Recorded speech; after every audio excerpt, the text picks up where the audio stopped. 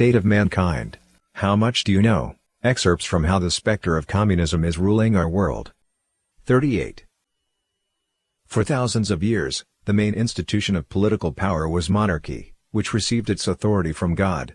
Heaven endowed the ruler with the divine right of kings. Emperors and kings performed a sacred role as intermediaries between man and God. Today, many nations are run by democracies.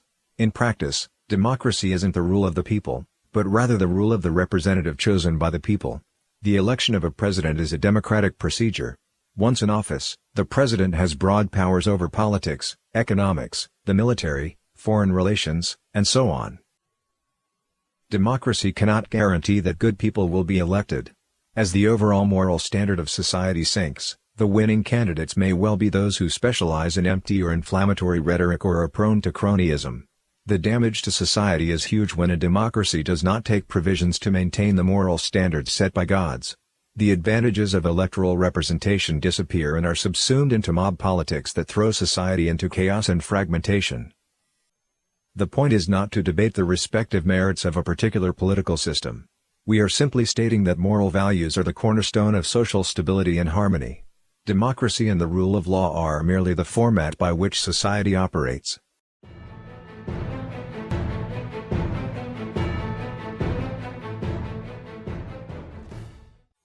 Liberalism and progressivism have now become the standard of political correctness in the West.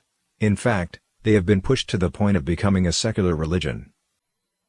Western leftists have used different labels throughout history, sometimes calling themselves liberal and sometimes calling themselves progressive. The two concepts do not differ significantly. The ultimate concept of liberalism and progressivism is similar to that of communist ideology. Proponents advocate freedom and progress as absolute moral good and attack any dissenting opinion as heresy. Similar to communism, atheism, evolution, and scientism, liberalism and progressivism replace the belief in God with humanist reason, effectively taking man himself to be a god.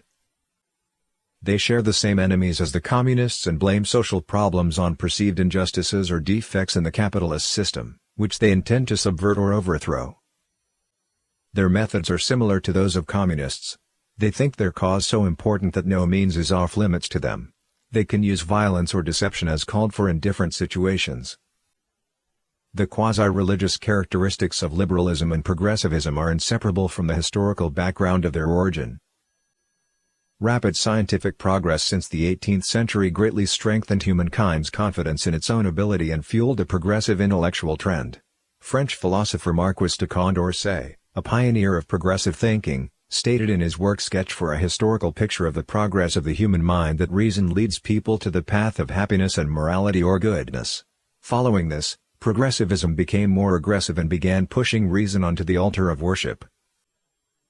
Progressive thinking allows one to view reason, conscience, and the Creator as separate, fostering the idea that man does not need the Creator's salvation. He can use his own rationality and conscience to sweep away the evils of greed, fear, jealousy, and the like. Man can establish paradise on earth and do away with the divine.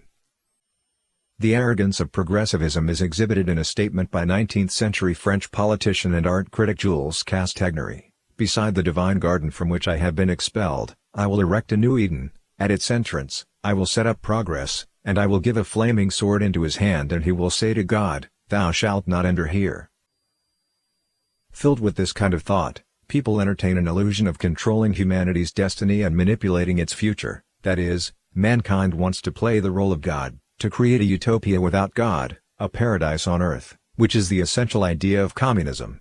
The struggle to achieve this paradise has caused a deluge of blood and misery.